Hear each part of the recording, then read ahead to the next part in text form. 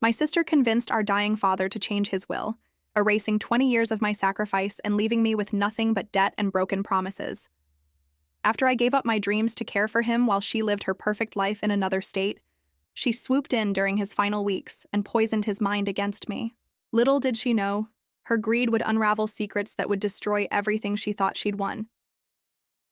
I am Victoria Reynolds, a 34-year-old registered nurse in Portland, Oregon. For the past 2 decades, I've been the one who stayed behind, the one who sacrificed my own ambitions to care for our ailing father while building a modest life in the shadow of family duty. I had dreams once: medical school, traveling, maybe even starting my own practice. But those dreams got buried under the weight of responsibility when Dad's health began declining after Mom's death 15 years ago. My sister Natasha had always been the golden child, the one who escaped to New York to pursue her career in finance, sending obligatory Christmas cards and making brief holiday visits that lasted just long enough for her to complain about Dad's house, his habits, his declining condition. She built her life 2,000 miles away, married a wealthy investment banker, and lived in a world where our father's daily struggles were just inconvenient background noise during their monthly phone calls. I was the one who helped him shower when his arthritis made it impossible. I was the one who drove him to every doctor's appointment, who researched his medications, who held his hand through 3 different cancer scares. I was the one who moved back into the family home when he could no longer live alone safely, putting my own life on hold to ensure he had dignity in his golden years. The house itself was our family's legacy, a beautiful Victorian that had been in our family for 4 generations, sitting on 2 acres of prime Portland real estate that had appreciated significantly over the decades. Dad always promised it would be mine, not because I was greedy, but because I was the one who never left, the one who preserved our family's history while Natasha was busy forgetting where she came from. 6 months ago, everything changed. Dad's condition deteriorated rapidly. What started as mild confusion became full-blown dementia, and I watched helplessly as the man who raised me disappeared piece by piece. The doctors said he had maybe a year left, possibly less. That's when Natasha suddenly developed an interest in family again. She started calling daily instead of monthly. She began making weekend trips, staying in expensive downtown hotels and visiting Dad with gifts and flowers, talking loudly about how much she missed him and how sorry she was for being away so long. I should have been suspicious, but I was honestly grateful for the help. Caring for someone with dementia is exhausting, and I thought maybe, finally, my sister was stepping up to share the burden. I was wrong. During one of her visits, while I was at work pulling a double shift at the hospital, Natasha took Dad to see a lawyer, his lawyer, the man who had handled our family's affairs for 30 years. She told me later that Dad had been confused about his wishes and wanted to update his will to be more fair to both of his daughters. The new will split everything 50-50. The house, the investments, the family heirlooms, everything I had spent 2 decades protecting and maintaining would be sold, with half the proceeds going to a woman who hadn't contributed a single day of care or a dollar of support. But that wasn't the worst part. The worst part was the letter Dad wrote, dictated to Natasha during that lawyer visit, explaining his decision. In his deteriorating handwriting, he wrote about how he realized he had been unfair to Natasha, how he wanted to make sure both his daughters were equally provided for, and how he hoped I would understand that family means taking care of everyone, not just the ones who stay close. Reading those words felt like being stabbed. They were his words, technically, but they carried Natasha's poison. She had spent weeks planting seeds in his confused mind, probably telling him how guilty she felt about being away, how worried she was about being left out, how unfair it would be for me to inherit everything just because I had stayed. What she didn't know, what she couldn't have known because she was never around long enough to pay attention, was that Dad had been talking to me for months about his fears, his regrets, his wishes for our family. In his lucid moments, he would hold my hand and thank me for sacrificing so much. He would talk about how proud he was of the woman I had become, how he knew Mom would be proud too. He would promise that everything he had would be mine because I was the one who had earned it through love and dedication. Those conversations weren't legal documents, but they were promises between a father and daughter. They were the foundation of the life I had built, the justification for every opportunity I had passed up, Every relationship I had sacrificed to be present for him, and Natasha had stolen all of that with her manipulation. The night I discovered the will change. I sat in Dad's kitchen, our kitchen, and felt something break inside me that I didn't think could be repaired. It wasn't just about the money or the house, though those things mattered. It was about the erasure of everything I had given, everything I had been to him and to our family. I called Natasha that night, my hands shaking as I dialed her number. "Victoria? It's late. Is Dad okay?" Her voice carried that fake concern she had perfected over the past months. "You know why I'm calling?" I said, my voice steadier than I felt. There was a pause. "Oh, you found out about the will." "Found out? You mean discovered that you manipulated our dying father into changing a will that reflected 20 years of my sacrifice?" "It's not manipulation, Vic. It's fairness. You can't expect to inherit everything just because you chose to stay in Portland." The casual dismissal of my life choices as mere geographic preference sent rage coursing through my veins. I chose to stay because someone had to take care of him. Where were you when he was diagnosed with diabetes? Where were you during his cancer treatments? Where were you when he fell and broke his hip and couldn't live alone anymore? I was building a career, building a life. Not everyone can just exist in stasis forever. Exist in stasis? I repeated, hardly believing what I was hearing. I've been living my life, Natasha. I've been working, I've had relationships, I've had goals and dreams, but I also had responsibilities that you abandoned. No one asked you to sacrifice anything, she said, and I could hear her moving around, probably pacing in her expensive Manhattan apartment while I sat in the house I had maintained for her inheritance. Dad could have hired care. He could have moved to a facility. You chose to make yourself indispensable. The accusation hit like a physical blow. She was suggesting that I had manipulated the situation, that I had somehow trapped myself in caregiving to secure an inheritance. The irony would have been laughable if it weren't so devastating. "You have no idea what you're talking about," I whispered. "I know that Dad wants to be fair to both of us now. He realized that blood is thicker than geographical convenience." She hung up before I could respond, leaving me alone with the sound of Dad's labored breathing from the baby monitor I kept beside me at all times. That's when I made my decision. If Natasha wanted to play games with our father's deteriorating mind, if she wanted to rewrite history and steal the future I had earned through love and sacrifice, then she was going to learn that I wasn't as weak or as naive as she thought. She had made one crucial mistake in her manipulation. She assumed I would accept her betrayal quietly, the way I had accepted everything else in my life. She was wrong. The first thing I did was document everything. I started keeping detailed records of Dad's lucid moments, recording conversations where he expressed confusion about the will change, where he asked me why Natasha was suddenly so interested in his legal affairs, where he worried about what would happen to me after he was gone. I kept track of every medication, every doctor's visit, every moment of clarity that revealed the depth of his dementia. I also began researching elder abuse laws in Oregon, specifically focusing on cases involving undue influence and the manipulation of vulnerable adults. What I discovered gave me hope. There were legal precedents for challenging wills that had been changed under suspicious circumstances, especially when the person making the changes was suffering from cognitive decline. But I needed more than legal precedent. I needed proof of Natasha's manipulation, evidence that would hold up in court. So I set a trap. The next time Natasha called to announce a visit, I was ready. I installed a small recording device in Dad's room, legally permissible in Oregon with one-party consent, and since it was my home too, I was within my rights. I also arranged for Dad's longtime neighbor, Mrs. Patterson, to drop by during Natasha's visit, ostensibly to bring him his favorite cookies, but really to serve as a witness to whatever transpired. Natasha arrived on a Friday evening, all smiles and expensive gifts.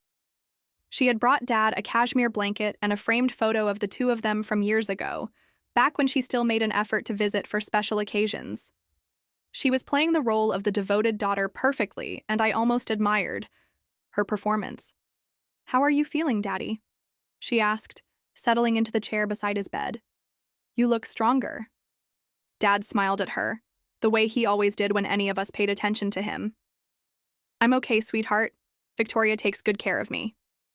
"I know she does," Natasha said, glancing at me with what looked like genuine warmth, but felt like calculation. "That's actually what I wanted to talk to you about." I busied myself organizing his medications, but I was listening to every word. "Daddy, do you remember when we talked about your will last month?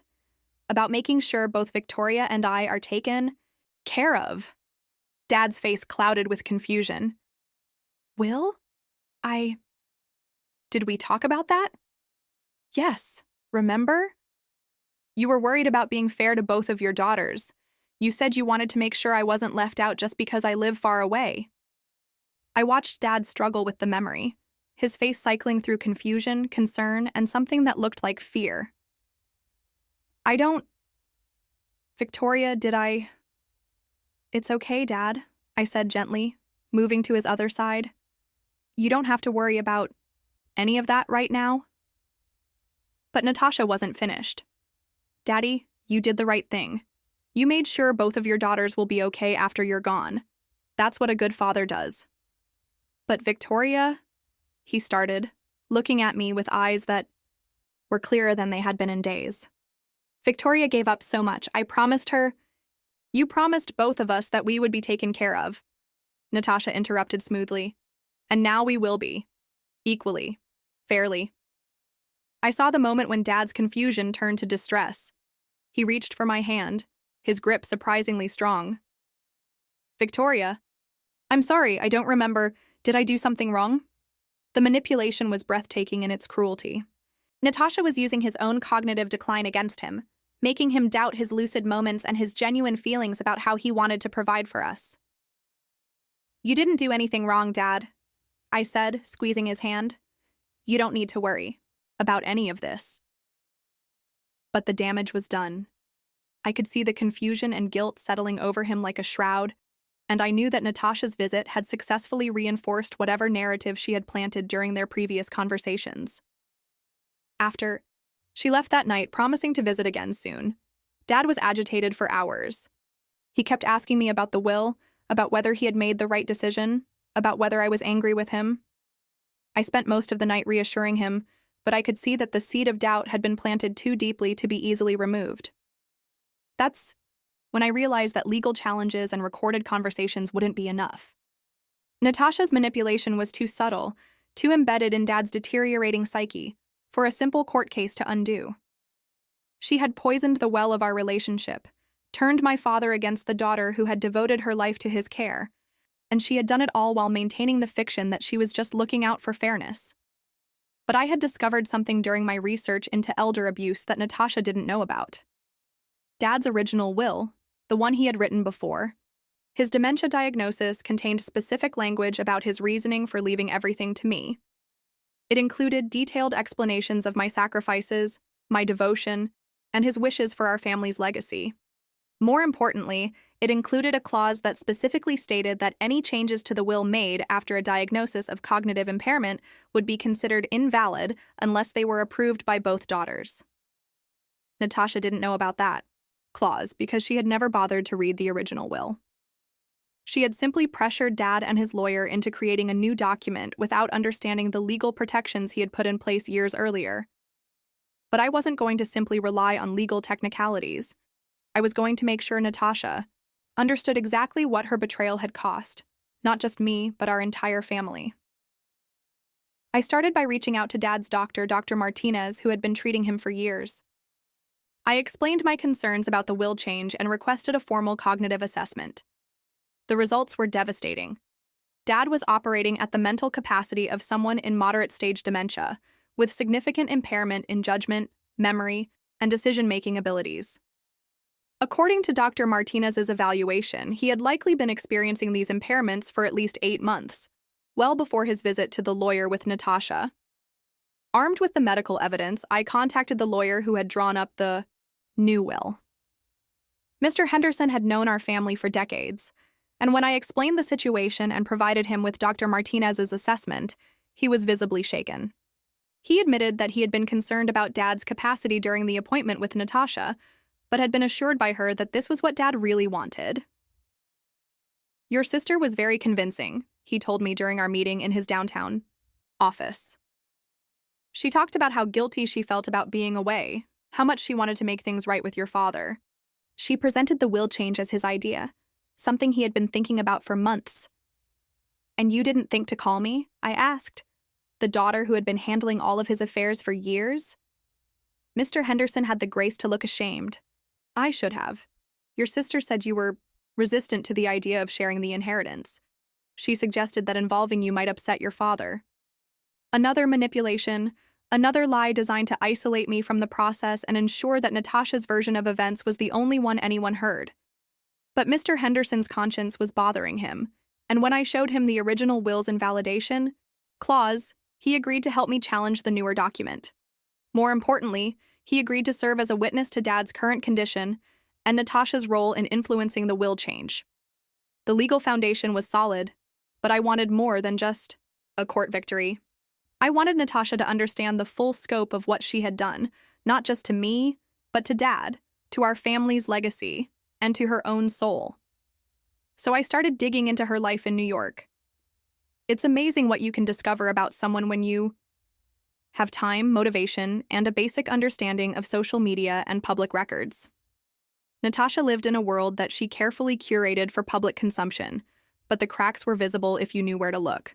Her marriage to Richard, the investment banker, wasn't the fairy tale she presented to the world. Property records showed that they had refinanced their Manhattan apartment 3 times in the past 2 years, each time pulling out more equity.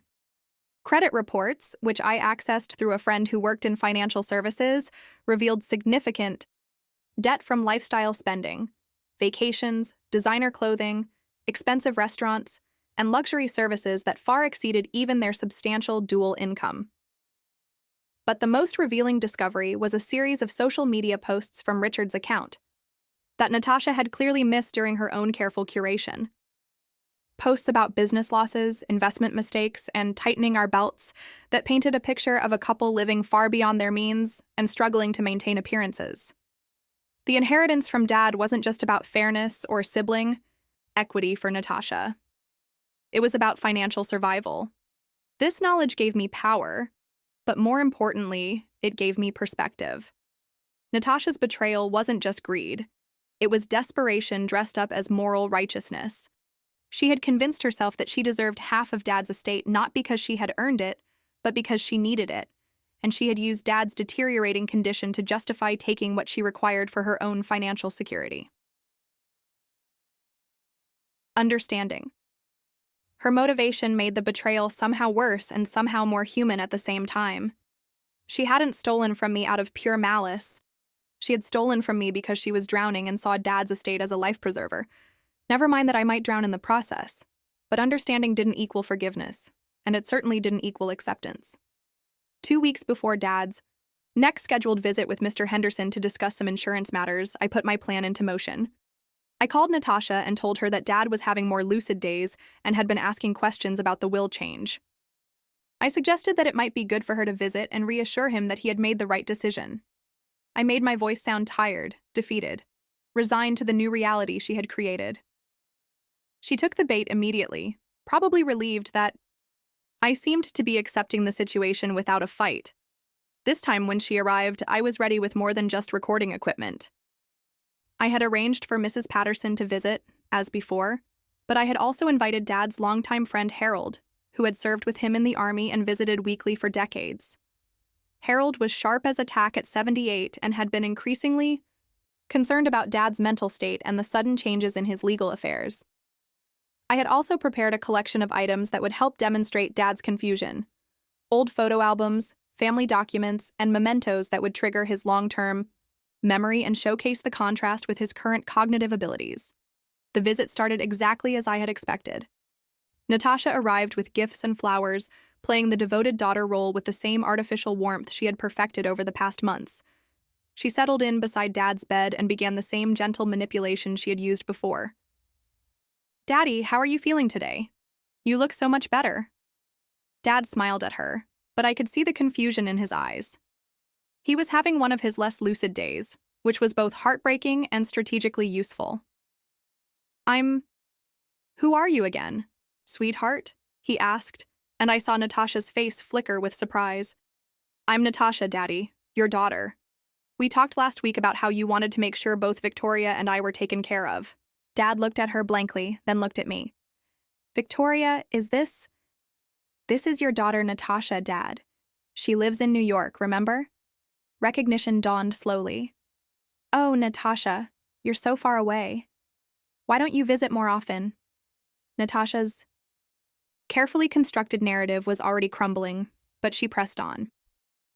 Daddy, do you remember when we talked about your will? About being fair to both of your daughters?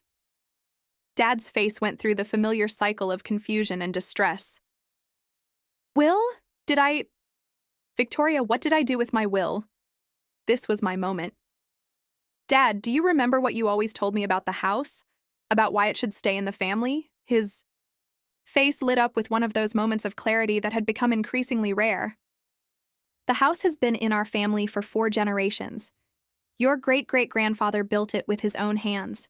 It should stay with the family, with someone who understands what it means. And who do you think should take care of it after you're gone? I asked gently. You, Victoria. You're the one who loves it, who knows every story about every room. You're the one who... His voice trailed off as confusion returned. But Daddy, Natasha interrupted, what about me? What about making sure both of your daughters are provided for? Dad looked at her with genuine puzzlement. But sweetheart, you have your own life, your own home. You don't need this old house.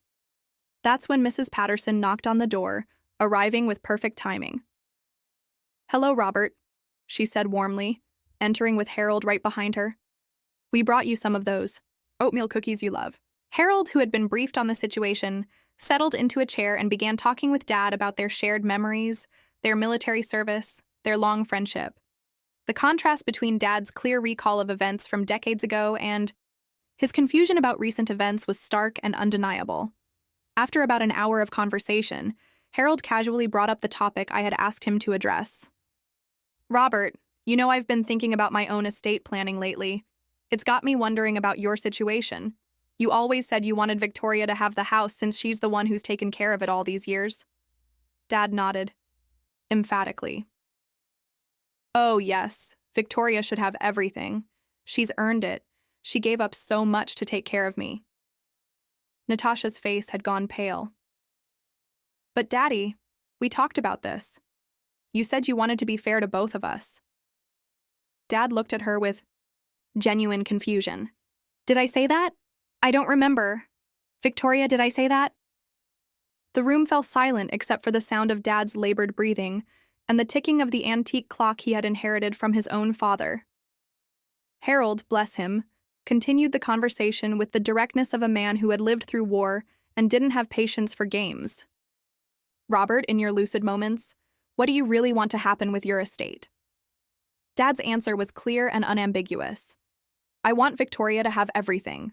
The house, the land, the investments. She's the one who stayed, who sacrificed, who earned it. That's what her mother would have wanted too. Natasha stood up abruptly. This isn't fair. He's confused. He doesn't know what he's saying. Exactly, I said quietly. He's confused. He has been for months, which raises the question of how he was competent enough to make major changes to his will when he can't even remember having those conversations. The Bia. Truth of the situation settled over the room like a heavy blanket. Mrs. Patterson and Harold exchanged meaningful looks, both of them understanding that they had just witnessed something significant. After the visitors left, Natasha and I sat in Dad's kitchen while he napped and had the conversation that had been building for months. You can't do this, she said, her voice barely above a whisper. You can't use his condition against me. I'm not using his condition against you, I replied. I'm using his condition to protect him from being used. There's a difference. The will change was legal. The lawyer approved it. The lawyer approved it based on information you provided, without a proper cognitive assessment, and without knowledge of the original will's invalidation clause. Natasha's face went white. What invalidation clause? I pulled out a copy of Dad's original will and pointed to the relevant section. Dad was smarter than both of us gave him credit for. He anticipated the possibility that his mental capacity might decline, and he built in protections to ensure that his true wishes would be honored. She read the clause twice, her hands shaking slightly. This means that any changes made after his dementia diagnosis are invalid unless both daughters agree to them. Since I don't agree, and since I have medical documentation of his cognitive decline, the original will stand. The silence stretched between us, filled with 20 years of resentment, jealousy, and missed opportunities for genuine connection.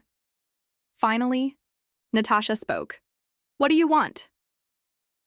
"I want you to understand what you've done," I said. "Not just to me, but to Dad, to our family, to yourself." I was trying to be fair. "No, you were trying to be solvent. I know about the financial problems. Natasha, I know about the debt, the refinancing, the lifestyle you can't actually afford." Her face crumpled slightly, the perfect facade finally cracking. "How do you—" "It doesn't matter how I know. What matters is that you used our dying father's confusion to solve your financial problems, and you convinced yourself it was about fairness because that made it easier to live with." Tears started flowing down her cheeks, and for the first time in months, I saw my actual sister instead of the manipulative stranger she had become. "I'm drowning, Victoria. Richard made some bad investments, we overextended ourselves, and I thought Dad had so much, and he always favored you anyway, and maybe if I could just steal half of what I had earned through 20 years of sacrifice?" It wasn't supposed to be stealing. It was supposed to be fair. Fair would have been helping with his care. Fair would have been contributing to his medical expenses. Fair would have been being present for the hard parts, not just swooping in to claim your share of the rewards. She was crying openly now, and despite everything, I felt a stab of sympathy for her. She was still my sister, still the person I had grown up with, still someone I had loved before betrayal poisoned the well between us. "What happens now?" she asked. "Now you have a choice," I said. "You can fight this in court, where all of your financial problems and manipulation tactics will become public record, where Dad's condition will be thoroughly documented, and where you will lose because the law is clear about invalidable changes. Or you can accept that the original will stand and figure out another way to solve your problems. And if I choose not to fight it, then maybe, eventually, we can figure out how to be sisters again. Maybe I can help you find other solutions to your financial problems. Maybe we can rebuild some kind of relationship based on honesty instead of manipulation." She looked at me with surprise. "You would help me? After everything I've done?" "I don't know," I said honestly. "But I'd like to think there's still something worth saving in our relationship. Dad won't be with us much longer, and when he's gone, we'll be the only family each other has left." The conversation ended without resolution, but something had shifted between us. The truth was finally out in the open, and while it was ugly and painful, it was also the foundation from which we might eventually build something real. 3 days later, Natasha called to tell me she wouldn't contest the original will. She also asked if I could recommend a financial advisor who specialized in debt management and whether I thought Dad would want to video call with her more often while he was still able to recognize her. Dad passed away 6 weeks later, on a quiet Tuesday. Morning in early fall, I was holding his hand, and his last words were, "Thank you for everything, sweetheart." I choose to believe he was lucid in that final moment, that he understood how much love had gone into caring for him, and that he was at peace with the decisions he had made when his mind was still his own. Natasha flew in for the funeral, and we stood together beside his grave, two sisters who had nearly destroyed their relationship over money and property and old resentments. She looked older, more fragile, humbled by the experience of almost losing everything that mattered while chasing things that ultimately didn't. "I'm sorry," she said as the last of the mourners walked away. "For all of it. For the manipulation. For the betrayal. For using Dad's condition against you. I was desperate, and I made terrible choices, and I'm sorry." "I know," I said, and I meant it. "I understand why you did it, even if I can't forgive it yet." "Will you ever be able to forgive me?" I looked at the headstone that would soon bear Dad's name next to Mom's in the cemetery where 4 generations of our family were buried. I hope so. For Dad's sake, for Mom's sake, and for our own sakes. But it's going to take time. 6 months later, I still live in the family house, the house that was almost split and sold to satisfy someone else's financial crisis. I've started the process of having it designated as a historic landmark, ensuring that it will be preserved for future generations regardless of what happens to me.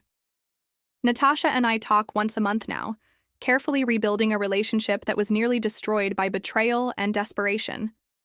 She's working with a financial counselor, and she and Richard have made some difficult but necessary changes to their lifestyle. She's even talked about moving back to Portland eventually, not for the inheritance she didn't receive, but because she realizes she lost more than money when she lost her connection to family. The house is mine now, legally and completely, the way Dad always intended. But more importantly, I've learned something about the nature of family, loyalty, and forgiveness. Betrayal can shatter trust, but it doesn't have to destroy love entirely. Sometimes the people we love make terrible choices out of fear or desperation, and while we can't excuse those choices, we might eventually be able to understand them. I still don't know if Natasha and I will ever have the relationship we once had, or if we'll ever truly trust each other again. But I know that holding on to anger and resentment would be like poisoning myself and expecting her to suffer. Dad wouldn't want that for us, and more importantly, I don't want that for myself. The greatest revenge against betrayal isn't more betrayal. It's living well, loving deeply, and being the kind of person who honors their commitments even when others don't honor theirs.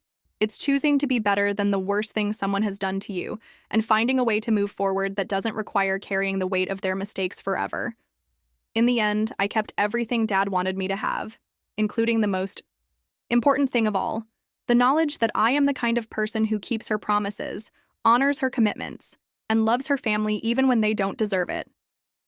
That's a legacy worth preserving, and it's something no one can ever take away from me no matter how hard they try.